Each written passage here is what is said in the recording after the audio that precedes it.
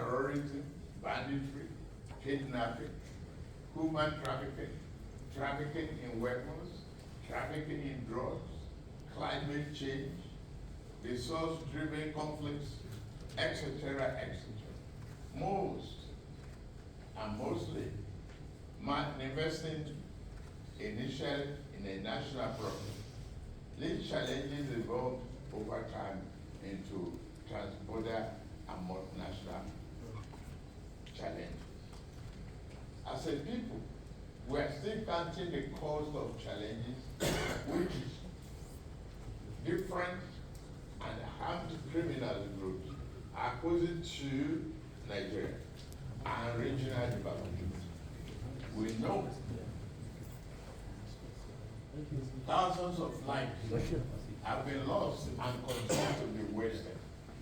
We know that various infrastructure assets built at a huge cost have been destroyed in deliberate act of reckless vandalism. We see the thousands of people who have been internally displaced at home or forced into refugee camps abroad. With farming activities disrupted, we have seen shortages of food items and food price inflation that are further undermining human.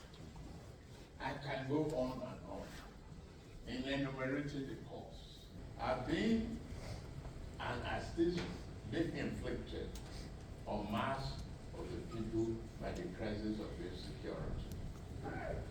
To respond meaningfully to this context and to redress the many indications arising from them, we must begin by reminding ourselves of the old dictum: foreign policy is but a continuation of domestic policy.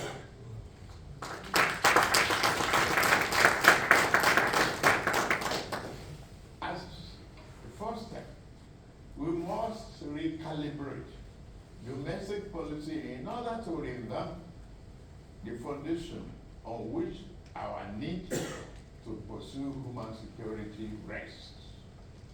At one level, this will mean the pursuit with the renewed vigor of growth promoting employment, creating, and poverty eradicating policies at home, as outlined in my renewed Hope 23.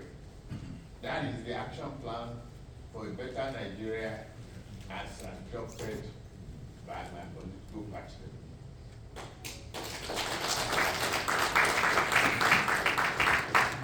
The present administration has invested heavily in agriculture, providing loans and expanding the country's total area of cultivated land. We will build on this, but our focus will be on using technology and expertise to accelerate growth and development by providing the critical infrastructure necessary to achieve the commodity transformation in the agricultural value chain. Roads, rail, access to ports, storage and infrastructure are what we require to radically transform the agricultural sector and increase its value to the nation. Provided this be the area of our focus, so that the full potential of our agroeconomy can be achieved, and we can reap the benefits in jobs, improve the economy, opportunities, and increase prosperity.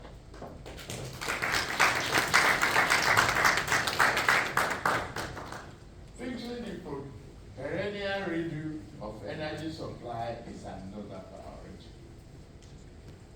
There is no version of the world where Nigerians' ambition was set can be achieved without solving the problem of how to provide energy to homes and businesses across the country. It is time to recognize that the centralized approach to energy policy infrastructure is not an optimal arrangement, and it is unlikely to improve by mere tinkering around the sides.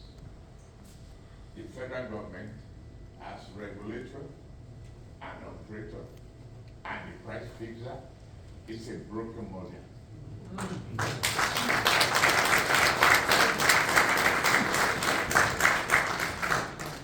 We are sure to fix this, and we are determined to do so, I promise.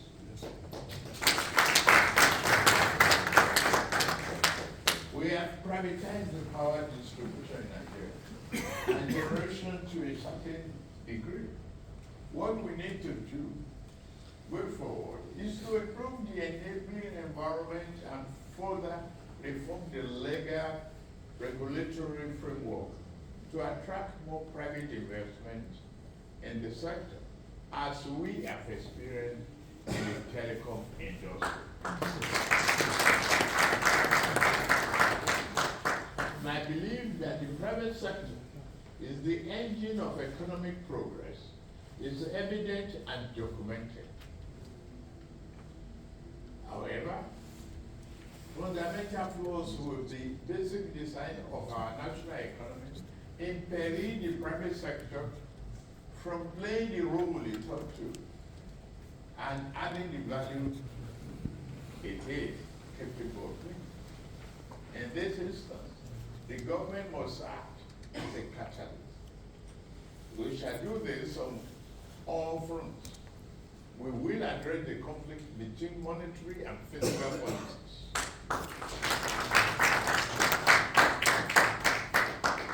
Budgeting will be based upon the projected spending level needed to push the real annual growth rate above 7%. We will reduce the unemployment rate so that we can double the economy in 10 years.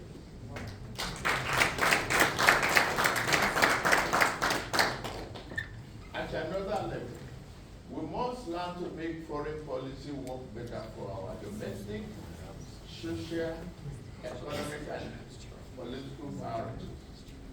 To do so, our foreign policy apparatus will need to be renewed to take full advantage of global initiatives and processes that work for us and tally with our domestic priorities. In this instance, I applaud the outcome of the COP27 that recently ended in Egypt in acknowledging the legitimate claim of Global South on climate action, in accepting adaptation and energy transition principles, including the treatment of gas as a transition fuel. We will work more on this. We will work to accelerate investment in gas production, and we are committed to enhancing domestic and global energy security.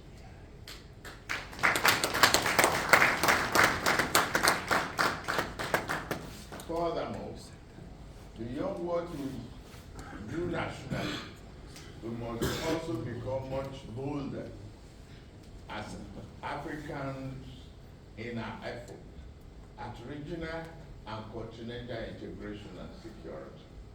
In this regard, we are fully committed to the African Union's Agenda 2063 for continental transformation.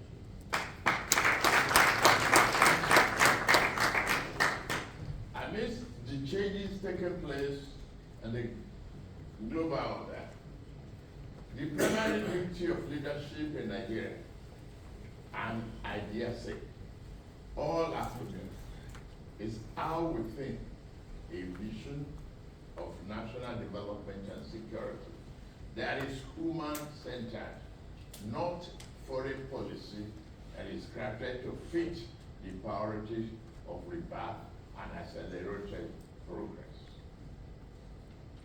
This is the task to which my colleagues and I have committed ourselves as part of a broader project of leveraging our national assets and natural endowment to nurture and to project a renewed Nigeria that will be responsive, and respected driver of prosperity and harmony in Africa.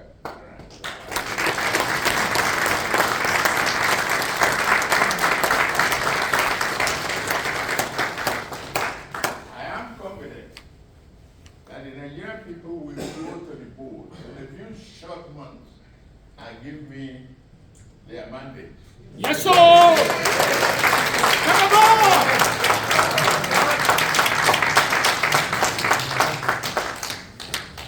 I'm ready to lead and govern the country. I will return here. I will return here to interact with you when the elections are over.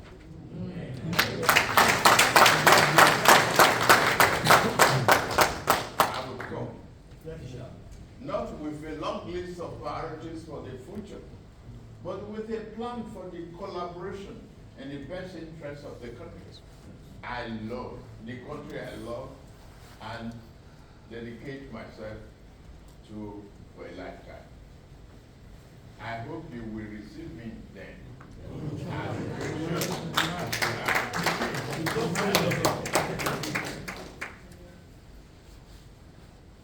Nigeria is part of a global community, ready to accelerate its growth. I'm committed to democracy, freedom, and understanding around the world. We will stick to it. Democracy is not easy to manage, to promote. We are seeing challenges around and across the world, but we are up to the task.